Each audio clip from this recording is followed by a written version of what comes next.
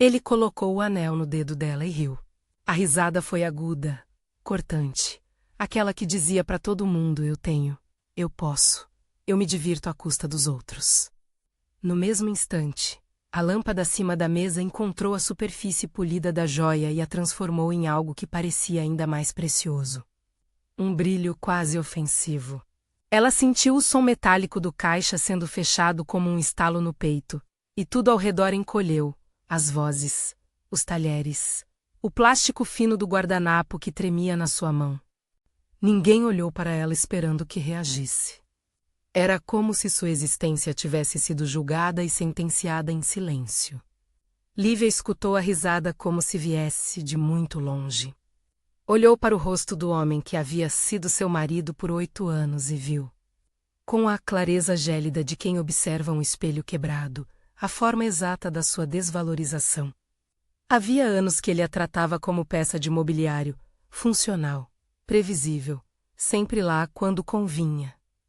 Naquele salão, entre copos de champanhe e cliques de telefone, ele fez questão de mostrar que ali ela não passava de cenário. E a joia, cravada no dedo de uma mulher que usava uma roupa que gritada por riqueza, era o selo dessa humilhação. Ele não sabia que eu fiz aquela joia, pensou Lívia, e por um instante a ideia bateu nela com a força de uma onda. Não sabia.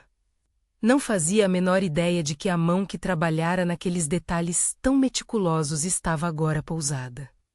Quieta, no colo, como se nada fosse. Não sabia que a minha experiência de anos com serras minúsculas, limas, soldas e desenhos já tinha transformado pedaços de metal em histórias. Não sabia que eu poderia provar, perfeitamente, que aquela peça que ele ostentava era minha criação. O salão cheirava a perfume caro e a comida fria. As pessoas riam do que faziam questão de dizer que era um triunfo menos casamento, ascensão, festa. Do outro lado da mesa, Isabela. A mulher que agora ostentava o anel como se fosse o troféu mais legítimo de sua vida, sorria com genuína crença de que havia vencido. O marido, Gustavo Acamza, numa cadeira como quem se reinstala em seu trono, missão cumprida. Entre eles, a alegria era performática. Para ela, era uma coronha de desdém. Lívia segurou o copo com as mãos que, anos antes, tinham aprendido a modelar finas argolas no fundo de uma oficina improvisada. A lembrança veio com um corte de silêncio menos como se, por um segundo, o mundo se dividisse em antes e depois daquilo. O riso ecoou mais uma vez, e ela viu nos rostos ao redor a complacência de quem aceita o espetáculo. Então, pela primeira vez naquela noite, deixou que algo que não fosse vergonha atravessasse sua boca, um sorriso frio, contido, de quem já começara a pensar em movimento. Ela não reagiu com gritos, nem com insultos, nem com agressão. A reação imediata foi uma paciência calculada. Porque havia algo que ele não sabia e que poderia, se bem usado, virar a situação ao contrário. Ele não sabia que aquela joia tinha sido forjada com as mesmas mãos que lavavam mesas, que remendavam costuras, que acomodavam clientes impacientes. Ele não sabia que a habilidade que ele achava invisível existia e vinha sendo alimentada. Escondida, dia após dia, em uma bancada minúscula no fundo do apartamento. A noite acabou com aplausos forjados e discursos vazios. No carro de volta, Gustavo falou alto sobre consertar negócios e sobre como as aparências importavam. Isabela riu até adormecer. Lívia olhou pela janela, acompanhando as luzes da cidade como se fossem índice de algo que precisava ser clarificado. Em casa, sozinha, fez o que sempre fazia depois de ser esmurrada pelo embate social. Acendeu a lâmpada do pequeno ateliê que mantinha no quarto de hóspedes, limpou a bancada e sentou-se. A madeira, o pano, a lâmpada quente, tudo era uma ponte para o que sabia fazer. No silêncio do cômodo, com a janela aberta para o barulho distante da rua, a lembrança veio outra vez. Não era só o anel. Era o fato de que, por anos, ninguém havia visto o trabalho que ela fazia fora daquele pequeno mundo. Havia uma lista de pequenos trabalhos menos micro-reparos, alianças encomendadas por vizinhos, peças vendidas por um preço que mal cobria o mês.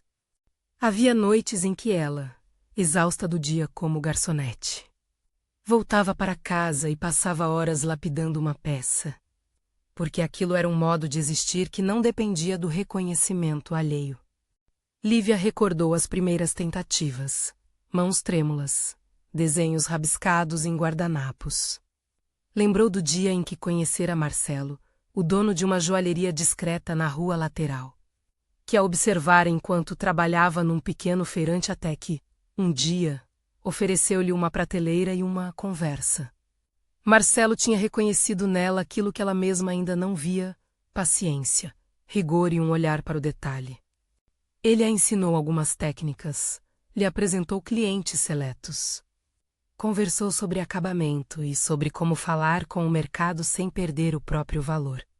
Ele a chamou de minha aprendiz teimosa. Ela sorriu e disse que aprenderia não para provar que podia, mas porque existia algo reparador no processo. E havia também Daniel, um empresário que, por ironia da vida, fora cliente de Marcelo e vira no trabalho de Lívia um viés de negócio.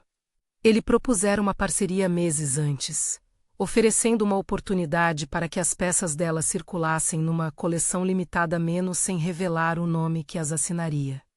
Era uma chance de trabalho, de reconhecimento profissional, mas também um contrato que recomendava anonimato para proteger a marca. Lívia aceitara.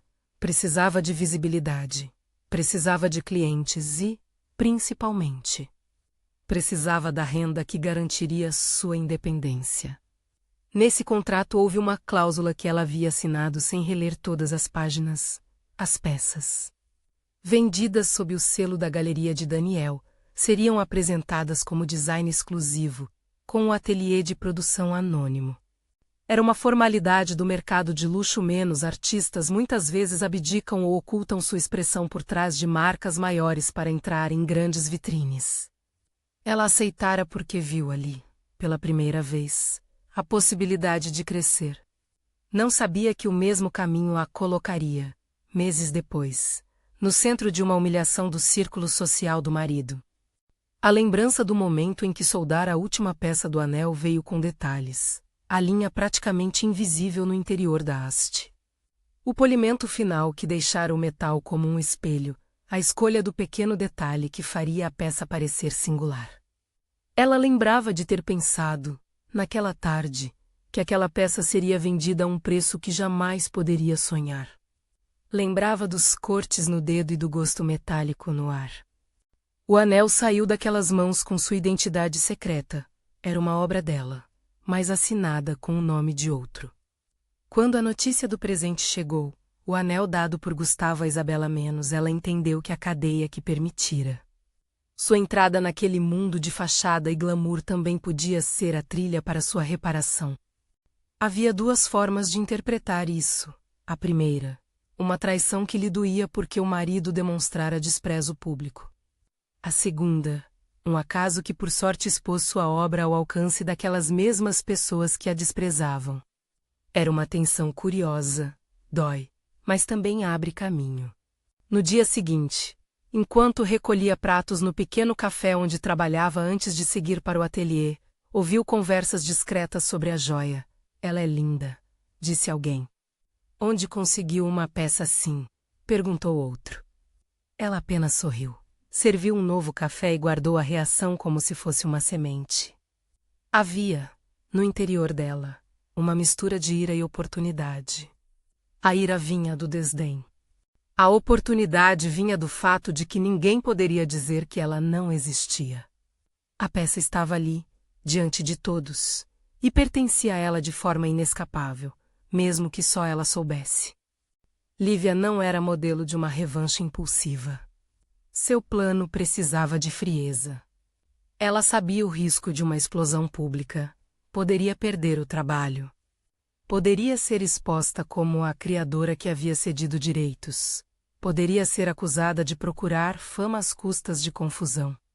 Mas também sabia que era hora de que minha mão deixasse de ser invisível, pensou, e que a verdade sobre o autor daquele brilho precisava ser dita. Não por rancor simples, mas porque a verdade restauraria algo maior, sua dignidade e a verdade sobre seu trabalho. No ateliê, sobretudo na hora em que a casa já respirava calma. Ela abriu a gaveta onde guardava recortes, notas e pequenas provas do seu ofício. Havia fotos das peças antes de entrarem no sistema da galeria. Havia rabiscos e provas de pagamento, mensagens trocadas com Daniel onde ele a elogiava e confirmava entregas. Tudo isso, se reunido, formava um fio que ligava a peça a ela. Mas não bastava ter provas. Havia também que considerar quem, naquele círculo, acreditaria numa garçonete com jeito de artesã. Havia que pensar em como expor a autoria sem transformar a situação em espetáculo de ódio. Marcelo apareceu quando menos esperava. Havia um convite tácito. Seu pequeno balcão sempre fora para ela um refúgio e para ele um lugar de conversa franca. Ele a recebeu com um abraço curto. Vi as fotos, disse, sem rodeios. Viu o anel na mão dela. Você está bem? Havia preocupação na voz, não apenas sobre a joia, mas sobre os custos que aquilo poderia trazer para a vida de Lívia. Não estou bem, respondeu ela, mas não estou quebrada, só irritada. Marcelo ouviu, não julgou. Ele trouxe café e, com 200 palavras curtas e diretas, explicou o que via. Você tem a prova. Liv, recebi algumas ligações. A galeria precisa de você, ou nós precisamos de você. Depende. Se quiser que eu fale, eu falo. Mas pergunta primeiro, o que quer? A pergunta foi o gatilho. Ela poderia procurar retribuição, poderia buscar exposição, poderia pedir reconhecimento público. Mas ela sabia que havia uma terceira via, transformar aquela humilhação em alavanca para sua independência. Criar uma história de valor que não dependesse da benevolência do marido ou da complacência social. Não era só provar que havia criado o anel. Era conseguir que seu nome, associado à peça, rendesse a ela uma passagem para fora daquele ciclo.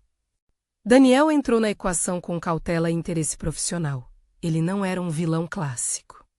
Era um homem de negócios que vira no trabalho de Lívia um produto vendável.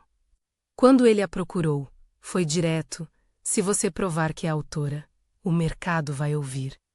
Isso pode se transformar em linha exclusiva. Mas pense, você quer ser a mulher que faz barulho ou a artesã que constrói? Havia, nas palavras dele, a possibilidade de capitalizar sem humilhação pública menos uma oferta que preservava a integridade do trabalho e, ao mesmo tempo, propunha estratégia. Ela ouviu ambos. A decisão não seria puramente sobre vingança. Seria sobre reconstrução. Era um nó ético. Expor o marido significava provocar um zunido público, talvez até um escândalo. Aceitar ficar calada era manter-se invisível. Havia também o risco de que, ao revelar, ela se apresentasse como alguém que havia permitido que sua obra fosse usada por aquele homem. Isso era desconfortável. Sentiu a necessidade de escolher um caminho que lhe permitisse ao mesmo tempo reivindicar propriedade e preservar a dignidade do trabalho. Naquele mês seguinte, ela passou a fazer duas coisas ao mesmo tempo: arrumar o jeito de suas finanças e preparar evidências que atestassem o seu trabalho sem recorrer a gritos. Fez cópias digitais das fotos, guardou mensagens, reuniu testemunhas menos alguns clientes antigos, uma colega de oficina que lembrava das longas horas que ficava soldando metal. Tudo isso foi colocado em pastas, como quem prepara um bordado antes de começar a costurar. Ao mesmo tempo, manteve a calma externa. No café, fazia piadas. No ateliê, trabalhava até tarde. Havia noites em que a dor vinha com a força de uma saudade. Saudade do casamento que ela acreditara poder transformar. Saudade da promessa de que amor seria parceria. Mas também havia noites em que, observando os detalhes de uma nova peça, sentia uma alegria íntima que nada tiraria. Era uma construção lenta e paciente. Ela aprendera que a paciência era a arma e que o trabalho bem feito era a prova. Havia uma terceira figura que funcionava como testemunha e antagonista secundário, Clarice. Irmã mais nova de Isabela, que era amiga de infância do casal e que não percebera, até então, o jogo de poder. Clarice vinha a jantares, a conversas domésticas, e sua presença servia tanto de espelho quanto de válvula. Um dia, Clarice comentou com descompromisso sobre o anel. É tão bonito. Dá para sentir quando algo foi feito por alguém que sabe o que faz. A frase, dita casualmente, cortou a linha da mentira. Se havia pessoas dispostas a reconhecer qualidade, talvez a verdade tivesse respaldo. Clarice, sem saber tornar um fio que poderia ajudar. Ao desenhar um plano, Lívia pensou em formas de expor sem humilhar. Não queria uma vingança que destruísse ou que a transformasse em algo que repelia os outros.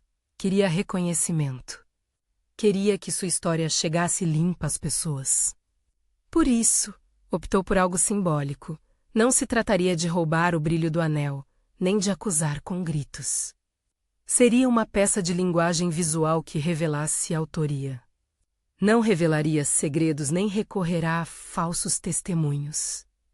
O plano era simples em conceito e complexo em execução. Tornar pública a autoria do anel de maneira que não parecesse uma vingança, mas sim uma reivindicação legítima. Isso exigia preparo. Preciso de um cenário onde a revelação tivesse sentido, pensou, e onde as pessoas, ao receberem a informação, não pudessem simplesmente iscar como invenção de alguém magoado.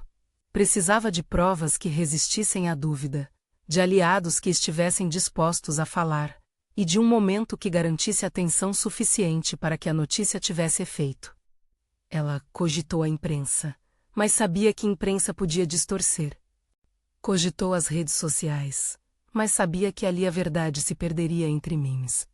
Decidiu que precisava de um meio-termo, uma apresentação pública controlada, onde ela pudesse expor seu trabalho e, ao mesmo tempo, contextualizar a autoria. Começou a preparar uma exposição modesta, convidando amigos, antigos clientes, Marcelo e alguns outros que pudessem testemunhar. Pensou em abrir para um círculo restrito, uma noite onde faria uma pequena demonstração de técnica, mostraria as provas de processo e falaria sobre sua trajetória, nada de acusações diretas. Apenas verdade e testemunho. Se as pessoas aceitassem sua versão, a consequência social se encarregaria do resto. Gustavo, homem público em seu círculo, não poderia manter a pose quando a autoria fora demonstrada frente a uma plateia que o respeitasse. A humilhação pública que ela havia sofrido passaria a ser o espelho da hipocrisia dele. No entanto, havia riscos previstos. Isso poderia acionar reações agressivas menos boicote, acusação de exposição, tentativas de desacreditá-la. E existia o custo financeiro de organizar algo assim. Daniel propôs apoio logístico em troca de exclusividade futura. Marcelo ofereceu seu pequeno espaço após as horas de expediente. Clarice prometeu vir e não ficara surpresa com o convite quando soube. E havia, por fim, a incógnita mais perigosa, a reação de Gustavo. Ele poderia desferir uma ofensiva para protegê-la, ou poderia simplesmente ignorar e manter seu riso. As noites de preparação foram feitas em passos curtos, selecionar peças, imprimir cópias das mensagens, contatar testemunhas. Ela também revisou o contrato que assinara com Daniel. Encontrou ali cláusulas que poderiam ser interpretadas de maneiras diferentes, e soube, com uma sensação amarga no estômago, que havia cedido muita coisa em nome de uma chance. Mas o contrato não apagava a autoria. Era um documento de venda. Não era a assinatura da alma que fizera a peça. Era preciso provar isso com prática e com testemunho. No ápice daquele trabalho preparatório, houve um incidente que elevou as apostas. Um vídeo curto, gravado por um convidado da festa em que o anel foi entregue, começou a circular discretamente pelo telefone das redes, A imagem mostrava o brilho da joia e, em segundos, foi parar nos dedos de Isabela. Alguém comentou o quanto era bonito. A história começou a se espalhar como uma chama tímida. Para Lívia, o vídeo foi sinal e pressão, sinal de que havia interesse. Pressão porque agora, se não agisse, a narrativa poderia se consolidar na direção errada, menos a de que o anel era simplesmente um símbolo do poder de Gustavo. E que seu trabalho permaneceria invisível. Ela passou a medir o tempo com mais rigor. Sabia que precisava marcar a data da apresentação antes que a versão oficial do anel se estabelecesse como propriedade exclusiva do marido. A velocidade tornou-se um elemento estratégico, mas não o único. Equilíbrio e ética eram igualmente necessários. Ela não queria descer ao nível de manipulação que a tornasse como aqueles que riam. Queria, ao contrário, que a verdade aparecesse bela, inquestionável e justa. Nas noites em que a ansiedade apertava, ela escrevia. Havia uma série de textos que começava com "quando ninguém via" e que descrevia o processo, o trabalho e o corpo. Eram textos íntimos, escritos com a caneta que usava para traçar projetos. Em alguns momentos transpôs isso para o discurso que imaginava usar na apresentação, falar sem rancor, falar com firmeza. Pensou em como a plateia reagiria se ela mostrasse as ferramentas, os rabiscos, os cortes. Seria convincente porque mostraria a mão por trás do objeto. Seria humano porque mostraria a jornada. E isso, para ela, bastaria. Entretanto, no precipício do que planejava, surgiu uma dúvida ética que a fez hesitar. Havia pessoas que poderiam perder com a exposição. Daniel, cujo negócio poderia ser abalado. Marcelo, que poderia sofrer recuo de clientes. Havia também a possibilidade de que Isabela fosse apenas uma peça ignorante, gestora de sua própria vida. Feliz por um anel que acreditava merecer. Expor significaria, também, jogar essa mulher como alvo de vergonha. E Lívia não queria que sua busca por justiça se transformasse numa caçada humana. Precisava então afinar a forma de sua ação, de modo que golpeasse o orgulho do marido sem quebrar outras vidas. Foi nessa linha que concebeu a ideia de deixar espaço para a redenção. A demonstração não seria uma lapidação pública de Isabela, mas sim uma afirmação do seu trabalho. Se Isabela aceitasse ouvir, ela própria poderia ser convidada a compartilhar palco. Ouvir a autoria e, quem sabe, aceitar que nada na vida dela fora ganho por engano. Ou poderia recusar, e então a sociedade veria a escolha. O peso da decisão recairia sobre os ombros dos que escolheram brincar com a vida dos outros. Não sobre os ombros de quem reclamava sua combalida honra.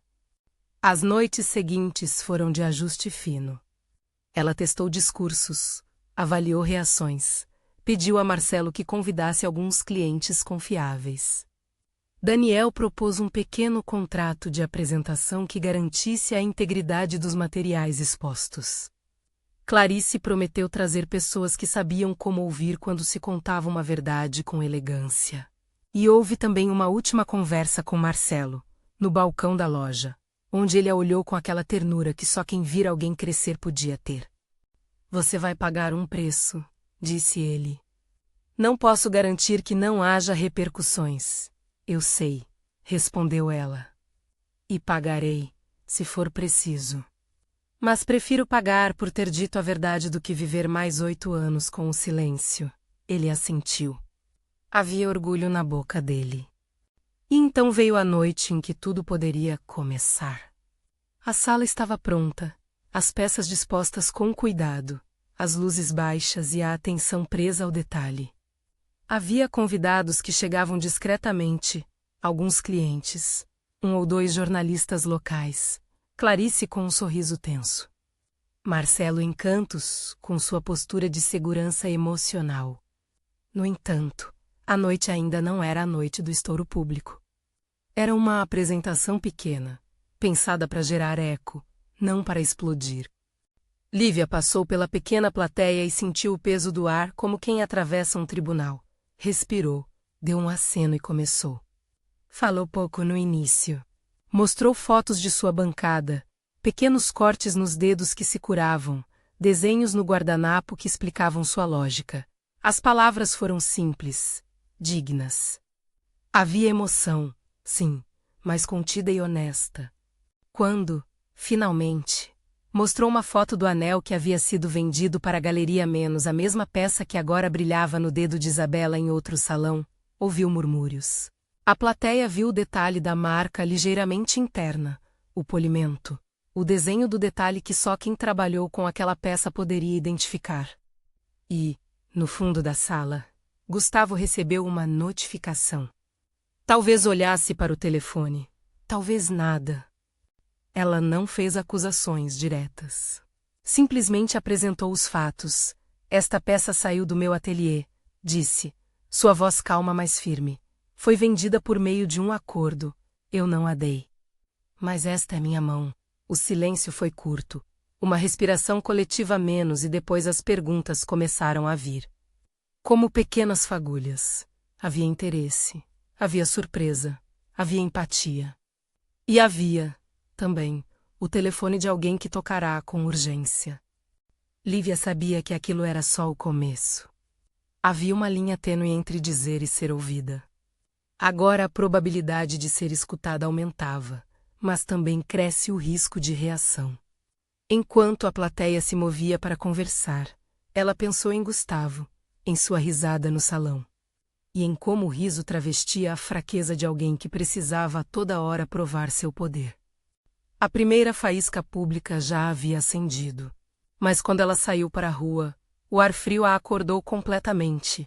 Ainda havia o resto do plano a executar. E decisões que exigiam firmeza. O público do pequeno evento poderia aplaudir sua coragem. Ele poderia reagir com processos ou com tentativas de anular a autoria. E ela, que fizera da paciência seu ofício, precisava agora de coragem para encarar as consequências. Na calçada, Clarice falou baixo. Eles vão querer respostas. Se for verdade, será difícil para o Gustavo manter a pose. Se for verdade, repetiu Lívia, mas de forma diferente. Para ela, aquela verdade já existia, agora só precisava de voz. E se não for aceita, pagarei com minhas coisas. Não quero que pensem que procuro fama barata. Clarice segurou sua mão. Você merece isso. Dentro dela, a chama de deliberação cresceu. Não se tratava mais apenas do anel. Era sobre quem ela seria dali em diante, uma mulher que se deixava ser vista por sua arte, ou a sombra que acenava para os aplausos de um homem. Havia custo, e ela o compreendia. Havia, também, um estranhamento delicado, quando começou a pensar que podia ganhar algo mais. Respeito, talvez um pequeno contrato, talvez a liberdade de decidir onde trabalhar. Sentiu o alívio fazer uma fresta.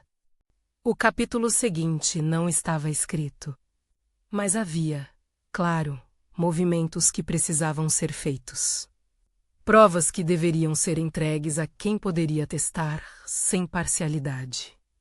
Pessoas que deveria avisar e outros que precisavam ser ignorados.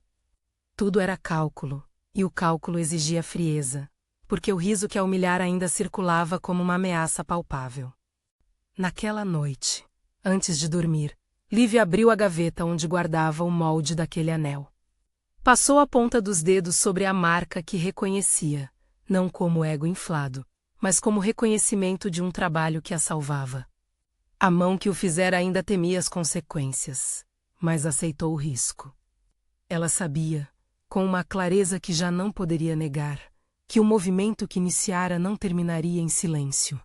Do outro lado da cidade, em um quarto cheio de quadros e agenda de compromissos, Gustavo recebeu uma mensagem: "Você precisa vir aqui." Falam dela. Ele sorriu, irritado. A sua reação natural seria minimizar. Ele preferia a versão em que era o poder absoluto, que risse e fizesse os outros se dobrarem. Não sabia, sequer, que a mulher que tinha diante de si em tantas mesas havia construído com as próprias mãos o objeto que agora reluzia no dedo de outra. E assim a história se instala num fio, a joia está lá, brilhando. A autoria permanece um segredo para o público amplo. Lívia começou a mover as peças para que a verdade se tornasse pública em seus termos. Ainda faltavam passos menos consolidar as provas, escolher o momento certo, garantir que sua narrativa não virasse caça selvagem. Havia, também, cenários imprevistos a preparar, a possível negação de Daniel, a possível retaliação de Gustavo, a clara possibilidade de que Isabela, confrontada, reagisse de forma dura. Na manhã seguinte, quando as redes começaram a zumbir com menções ao pequeno evento, ela soube que o tempo era curto. Havia mãos invisíveis que tentavam costurar a história de volta ao que parecia confortável para os poderosos. Ela acordou com o gosto da responsabilidade na boca. A verdade estava à sua frente, mas precisava ser articulada. Enquanto vestia o avental, guardou na bolsa as cópias das mensagens e uma fotografia do molde. Colocou também, por precaução, uma pequena lista de nomes que poderia chamar se tudo piorasse. Não era uma lista de vingança. Era uma lista de rede de pessoas que acreditavam no seu trabalho e que poderiam atestar. Lívia caminhou pela rua apertando o pacote, sentindo o peso do que estava em jogo. Ao mesmo tempo, havia uma sensação de liberdade que a acompanhou pela primeira vez em anos. A possibilidade de escolher. Ela não queria que sua ação fosse apenas uma exposição do erro alheio. Queria que fosse a fundação de um caminho novo, onde seu trabalho falasse mais alto que o riso de um homem. Caso houvesse que pagar um preço, que ele fosse digno. A história ainda não terminara. E, quando pensou na sequência menos no instante público, no momento de verdade, ela soube que precisava decidir o tom. Vingança, não reparação. Sim, reconhecimento. Esse seria o objetivo, ainda que exigisse coragem para encarar as consequências que poderiam vir. Ela fechou os olhos por um segundo, lembrando-se do estalo do estojo de joias, do brilho e da risada. E, no silêncio que seguiu, ouviu a própria voz, clara, afirmando, se for preciso, eu pagarei o preço, mas não vou mais ser invisível. Ela repetiu a frase como um mantra na cabeça enquanto trancava o ateliê, se for preciso, eu pagarei o preço. Mas não vou mais ser invisível, não era bravata. Era compromisso com algo que doía e, ao mesmo tempo, libertava. Naquele dia, o café parecia mais cheio de sombras. Pessoas vinham e iam entre mesas, falando de coisas pequenas demais diante do que ela carregava na bolsa, cópias dos contratos, mensagens trocadas com Daniel, fotos do molde. Recortes de pedidos antigos. Cada objeto ali era uma peça de uma história que insistia em não ser apagada. Ela serviu cafés, sorriu quando precisou, anotou pedidos com a calma aprendida em anos de trabalho. Por fora, continuava a garçonete dócil. Por dentro, alinhava as cartas. Antes de seguir para organizar a pequena exposição, respondeu a uma mensagem de Clarice. A menção foi breve e gentil. Venho à noite. Trago umas amigas que entendem de arte. Lívia apertou o telefone contra o peito por um instante. Sem pensar muito, escreveu uma linha curta que seria um dos raros momentos de solicitação direta naquele processo. Se você já foi subestimada, comenta aqui. Fica comigo até o fim. Era um pedido de presença, não de espetáculo. Um convite para quem reconhecia a sensação que ela conhecia tão bem. Gustavo, do outro lado da cidade, reagia de forma previsível, desprezo transformado em ação. Sua primeira medida foi privada e burocrática menos uma ligação para Daniel, esbravejando sobre apropriação e imagem. Isso tem que sumir, disse entre dentes. Para ele, aquilo não era somente um gato falho em sua performance. Era ameaça ao seu controle. Se aquela joia, exposta como símbolo de conquista, deixava de ser sua propriedade simbólica, toda a narrativa do casamento e do poder corria risco. Ele podia perder a pose, e perder a pose para ele era quase perder a própria definição de si. Daniel vacilou. Homem de negócios, enxergava riscos e oportunidades com a mesma clareza que via custos. A primeira reação foi tentar apaziguar menos manter o produto sem expor quem o fizera agora parecia o menor dos males. Havia contratos assinados, vendas realizadas. Mas por baixo das planilhas e do discurso, havia uma fatia de consciência. Alguém havia feito aquilo com as mãos, e o cheiro do metal e do esforço não desaparecia com notas fiscais. Era uma equação que, para o mundo dos negócios, resolvia-se com imagem, mas para a vida de quem faz as coisas, com justiça.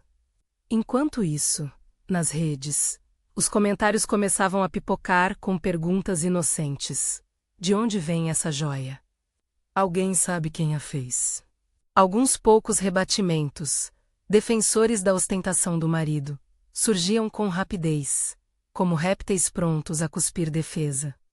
Mas havia outros, mais curiosos, que associavam beleza a trabalho, e não só a status. A narrativa crescia em volta de um vazio, ninguém sabia a autoria. E foi esse vazio que Lívia decidiu preencher com verdade, não com fúria. Os dias que antecederam a apresentação foram uma mistura de logística e tempo íntimo. Houve conversas com Marcelo ao fim do expediente na pequena loja de prataria dele, onde as lâmpadas eram sempre um pouco mais amenas. Você tem que cuidar de si, disse ele numa manhã, com a copropriedade de quem a vir aprender e crescer. Ofereceu seu espaço e sua lista de clientes fiéis. Deixa comigo o que puder. Mas lembra, você controla a história, acrescentou. Marcelo não era apenas um amparo. Era um remédio prático, uma memória de quem vira o surgimento de um talento e não deixou fugir.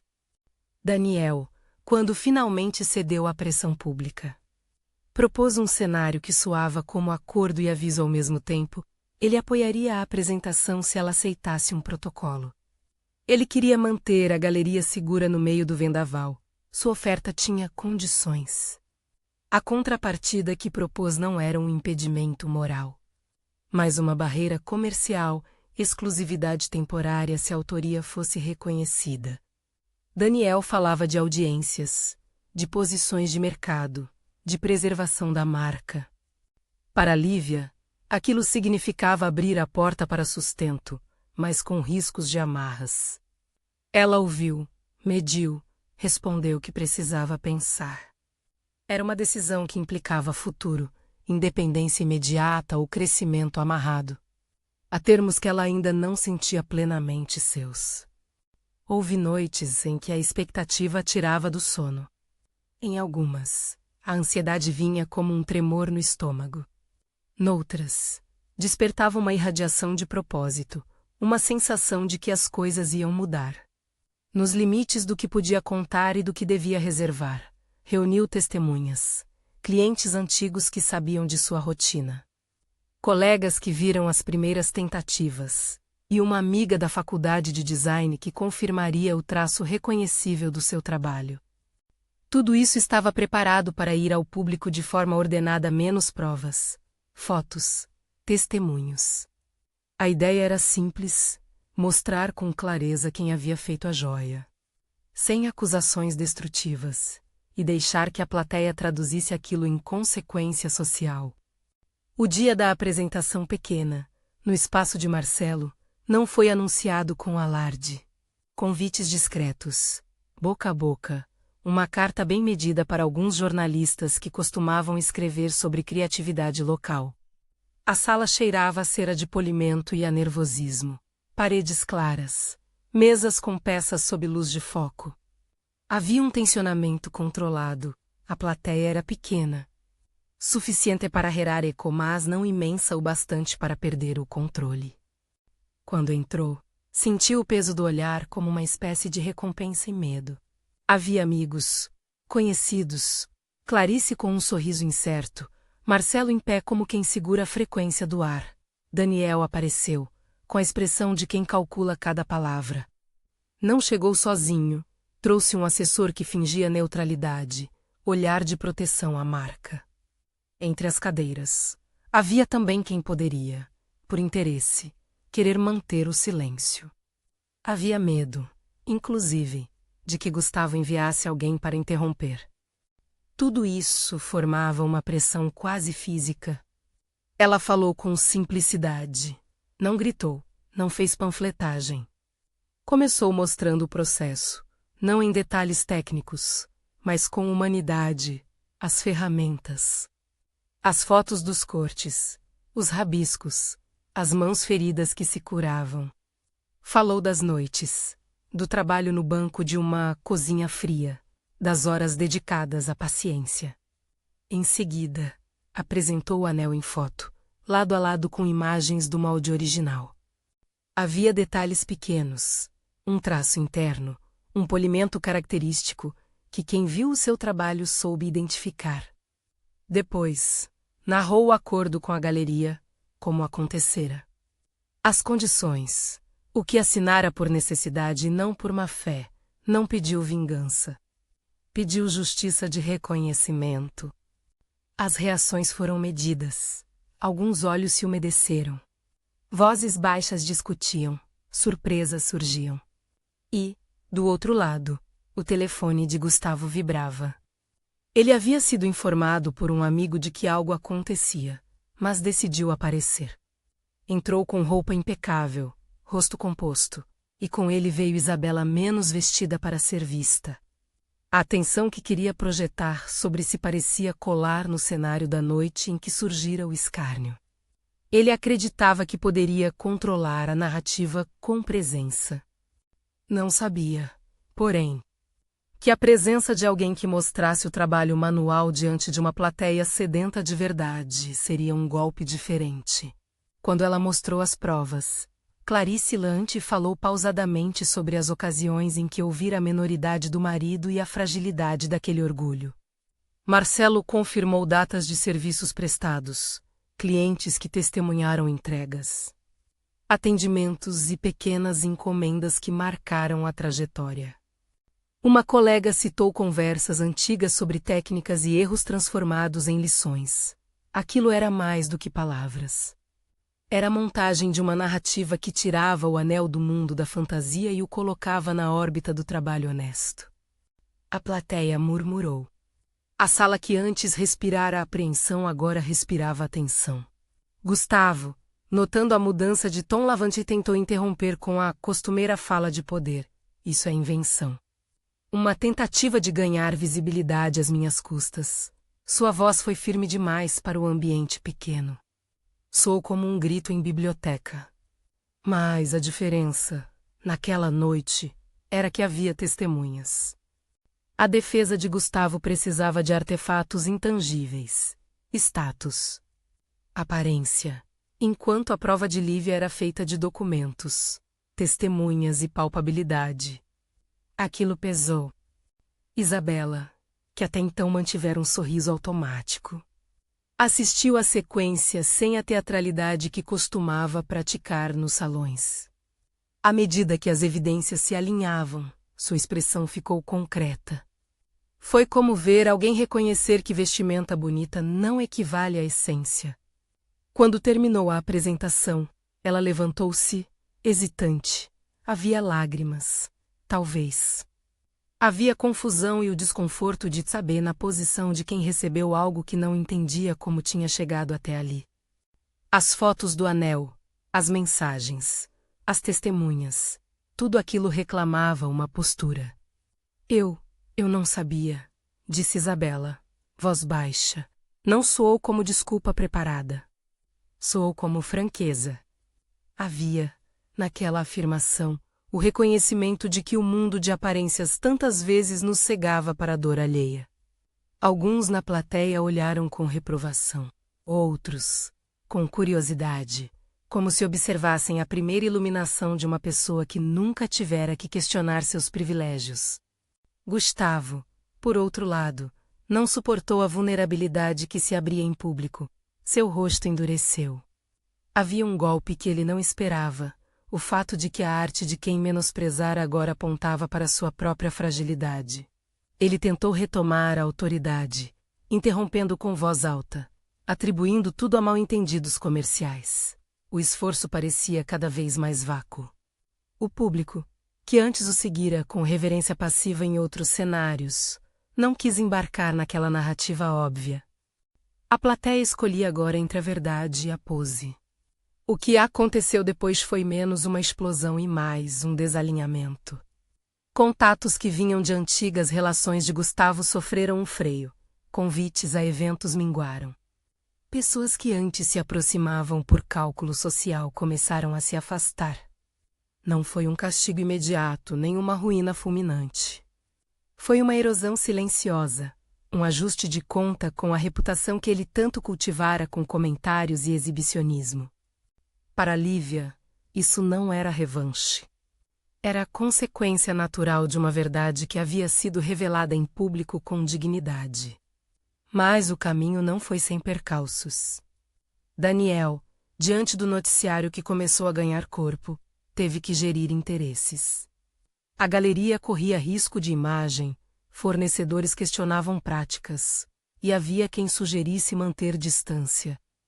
Ele, no entanto, assumiu uma postura que combinava interesse e reparação.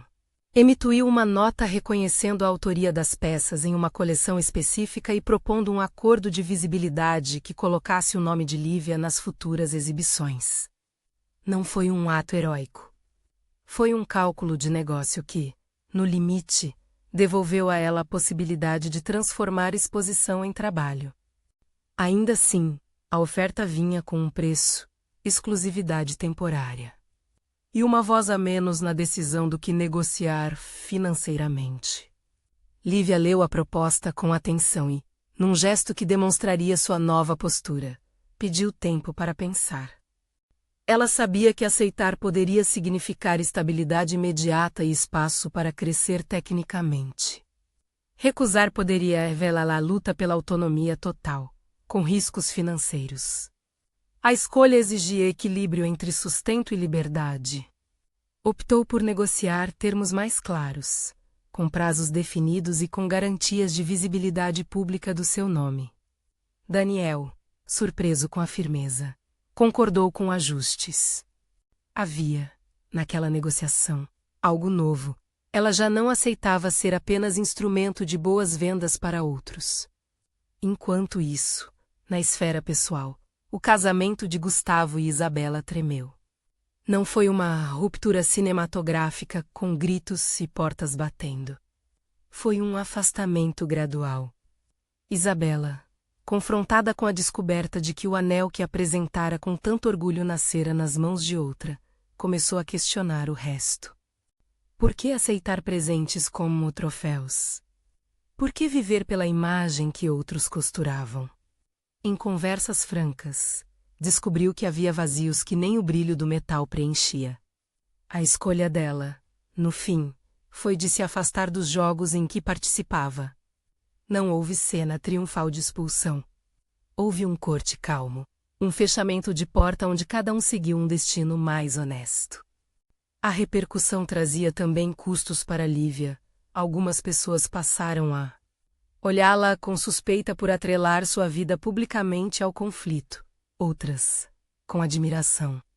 Algumas portas de trabalho fecharam, por medo de polêmica. Outras se abriram, com ofertas que priorizavam a narrativa de autenticidade.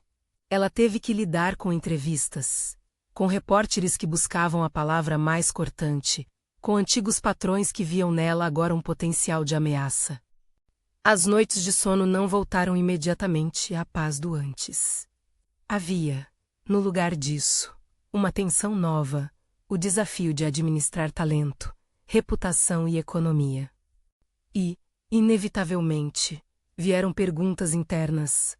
Ela fizera o certo, pagou um preço que valia a pena. O reconhecimento era suficiente para curar anos de subestimação. Em muitas noites, pensou no que havia perdido e no que ganhara. Havia um traço de arrependimento por coisas menores. Palavras ditas em calor de justificativa menos e havia um alívio grande. A recusa em aceitar invisibilidade. Com o tempo, seu nome começou a circular em círculos que antes lhe pareciam inalcançáveis. Um pequeno ateliê em uma rua de bairro oferece espaço para um mostruário. A amiga de Clarice propôs uma parceria para venda online sem intermediação de galerias. E clientes que antes compravam por necessidade passaram a solicitar peças com sua assinatura. Tudo chegou de forma irregular e orgânica, encomendas pequenas, convites para feiras locais, um artigo morno em um jornal de arte. Nada de fama explosiva, apenas um escoamento de demanda que vinha junto com a honra de ser reconhecida. Marcelo esteve ao lado em cada passo. Não apenas como contato logístico, mas como quem sabia a densidade do caminho. O preço vai vir, dizia ele algumas vezes, com ar sério, nem tudo será doce. Mas a tua mão vai falar por ti, e dizia aquilo sem glamorização, com firmeza. Havia noites em que ele trazia ferramentas, pequenas ajudas financeiras, e noites em que apenas ouvia.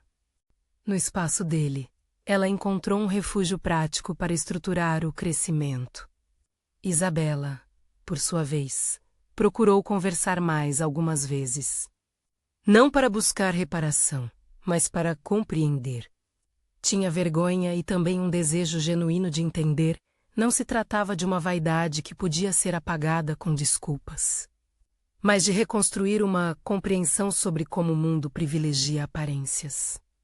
Havia um gesto humano no pedido de desculpas, sincero, não teatral.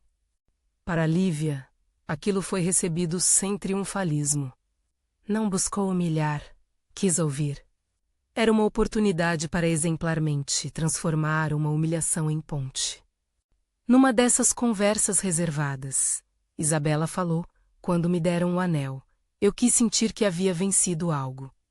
Era como se eu precisasse provar que valia. Mas agora vejo que me acostumei a agradar com aparência. E não me olhei no espelho. Lívia escutou e respondeu com tranquilidade. O problema não é que você tenha gostado do presente. O problema foi deixar que alguém definisse o teu valor por um objeto. A escolha que você faz agora é mais importante do que qualquer joia. Havia ali uma honestidade que não transformou Isabela numa confidente, mas em alguém capaz de aprender. A exposição pública, que começara pequena, ganhou ecos em outros lugares. Um portal cultural publicou uma matéria que tratou a história como exemplo do que é invisibilidade feminina no mercado criativo. Em seguida, uma jornalista de comportamento escreveu sobre como a sociedade costuma valorizar o símbolo em detrimento do trabalho. Alguns colegas aplaudiram. Outros criticaram o tom. Aos poucos, com trabalho e paciência, Lívia transformou o reconhecimento em oportunidade. No plano profissional, ganhou um contrato de curta duração para produzir uma linha limitada que seria vendida com seu nome. Não era riqueza, mas garantia renda e visibilidade. Pediu e conseguiu que o contrato incluísse cláusula de cessão de crédito. Seu nome apareceria na descrição das peças e ela receberia um retorno financeiro justo. Daniel, que mediara a situação com a prudência de sempre, acabou cumprindo a parte acordada. Os termos foram justos porque agora havia público atento. As pessoas queriam saber de onde vinha aquilo. A autenticidade começou a valer. A vida seguiu com pequenos reveses e vitórias. Teve dias em que o assédio nas redes a incomodou. Houve noites em que a pressão por produzir algo que justificasse a atenção do público a amedrontou. E houve também momentos de pura alegria.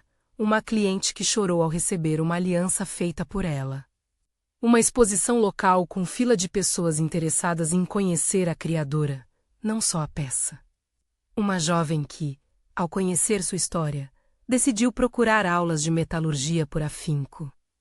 Aquela era a prova de que a invisibilidade, uma vez quebrada, podia gerar outros olhos capazes de enxergar. No íntimo, porém, a transformação era mais profunda que o reconhecimento público. Ela se pegava, meses depois, observando detalhes que antes passavam despercebidos, o modo como uma luz incidia sobre a superfície de um metal. O som do martelo sobre a bigorna, o cheiro de limalha ao final do dia. A vida se fazia em pequenos rituais de concentração, e esses rituais, agora, eram vistos. Não que fossem para ser exibidos. Eram para serem vividos. Esse viver, antes escondido, agora era válido. Quando, por fim, pensava em Gustavo, lembrava menos da risada e mais do aprendizado. Ele fora o catalisador, a ferida que devolveu a autonomia. Mas não se transformou em inimigo número 1 a ser perseguido. Em seu lugar, houve a constatação de que pessoas cujo valor social é construído sobre a humilhação alheia acabam, mais cedo ou mais tarde, pagando o preço. Para ela, o importante era a reconstrução e não a ruína alheia. Não quero que ele quebre, disse certa vez a Marcelo. Quero que ele pare de rir às custas da vida dos outros. A frase sintetizava não uma vontade de vingança, mas a busca por equilíbrio. O tempo tratou de dar seus frutos práticos. Com um contrato e pedidos que vinham com constância, abriu um pequeno ateliê próprio. Não era um palácio de luxo. Era um lugar com mesas de trabalho, uma vitrine modesta e uma placa simples com seu nome. Marcelo ajudou com a inauguração. Clarice trouxe flores. E Daniel compareceu não apenas como negociante, mas como alguém que reconhecia que seu papel fora crucial. A abertura foi contida, com clientes antigos e novos, e com a sensação palpável de que algo de justiça havia sido restituído. Houve também um movimento de reconhecimento pessoal. Ela reescreveu sua relação com o marido. O casamento, já fragilizado, se dissolveu com a naturalidade daqueles que chegam a conclusões em que se percebe que permanecer seria negar a si mesma. Não foi um momento de piedade vingadora. Foi um ajuste realista. Ela preferiu a liberdade à permanência. Houve tristeza e também alívio. Em alguns momentos, sentiu culpa por deixar para trás o que fora sonho romântico. Em outros, alegria por reencontrar a si mesma. A vida nova trouxe desafios que ela não esperava: gerir o trabalho, manter qualidade, atender a clientes e, ainda, aprender a se proteger do barulho. Como todo começo, as decisões eram muitas e a segurança pouca. Mas a cada objeto finalizado, a cada cliente satisfeito, vinha a certeza de que sua mão era legítima e que não precisava mais provar isso aos outros. A prova valia por si. Em uma tarde qualquer, quando a luz atravessava as janelas do ateliê e pintava desenhos no chão, ela pegou uma caixa pequena onde guardava cartas e mensagens que viera recebendo desde a apresentação. Era uma coleção de notas simples. Obrigada por mostrar que a gente existe, dizia uma. Vi você e decidi aprender, dizia a outra. Abriu uma dessas cartas e leu no silêncio que só uma sala de criação permite. Você me fez acreditar que posso ser vista. Chorou por poucos minutos, não de júbilo descontrolado, mas de alívio. O preço que pagar existiu: noites de ansiedade, momentos de ostracismo, confronto com pessoas que preferem preservar aparências. Houveram portas que fecharam e oportunidades que fugiram. Mas o saldo, no final, mostrou mais pesado do lado da reconstrução. Ganhar autonomia, reconhecimento e, sobretudo, a capacidade de conduzir sua história. Ela aprendeu também sobre limites éticos. Em diversas conversas com Clarice e Marcelo, refletiu sobre como a exposição pública poderia machucar pessoas inocentes. Decidira, desde o início, não usar sua dor para reduzir outro ser humano a palhaço público. Quando Isabela buscou diálogo, ouviu. Quando Daniel tentou proteger a marca, negociou com firmeza e compreensão. Mantinha claro que sua intenção não era retaliação vil, mas restauração de dignidade. Quando, anos depois, alguém mencionou a frase que dera o título daquela sequência menos o som da risada, o anel no dedo, ela lembrava menos do objeto e mais do processo. Não era o brilho do metal que a representava. Era a paciência que sofrera e o modo como transformou a dor em construção. Em encontros com jovens artistas, contava não a cena como farsa, mas como lição: haverá quem tente te invisibilizar. Aprenda a trabalhar com suas mãos e com sua história. Não busque apenas provar. Busque viver. No ateliê, ainda havia um pequeno retrato, não seu, mas da oficina onde aprendera a trabalhar. Era um lembrete de como as coisas pequenas, quando incubadas com cuidado, se tornam coisas grandes. Em algumas vitrines, o anel que outrora fora símbolo de humilhação aparecia agora assinado com seu nome.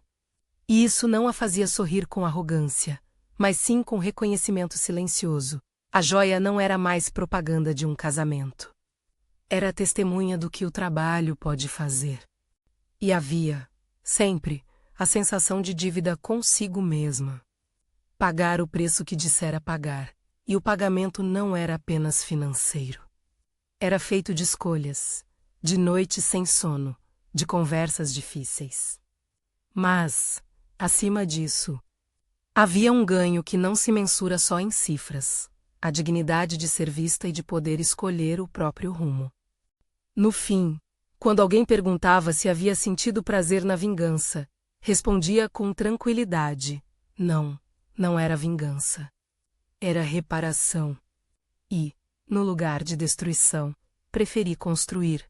A construção foi longa, cheia de pequenos golpes e reconciliações.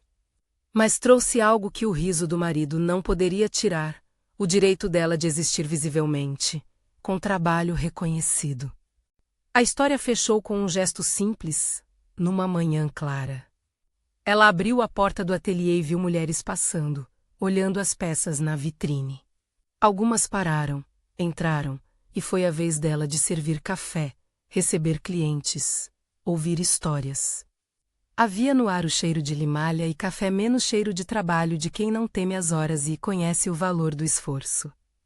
Ela alcançou reconhecimento, mas não porque desejasse humilhar. Alcançou porque não aceitou a invisibilidade. E quando alguém apontou o anel e disse, em tom admirado, ele deu isso para ela e até riu de quem fez. Ela respondeu apenas, ele não sabia que eu fiz aquela joia. Agora sabem.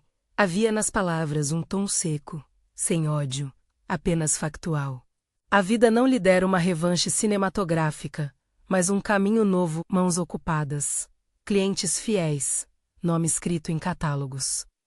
E a maior das vitórias foi, talvez, a mais silenciosa menos o descanso de quem passou a ser visto por aquilo que fazia, e não por aquilo que recebeu. Se essa história tocou você, compartilhe com alguém que precisa ouvir sobre dignidade e reconhecimento. Se quiser acompanhar outras narrativas como esta, inscreva-se e volte. Há muitas histórias de pessoas que deixaram de ser invisíveis e reconstruíram suas vidas com as próprias mãos.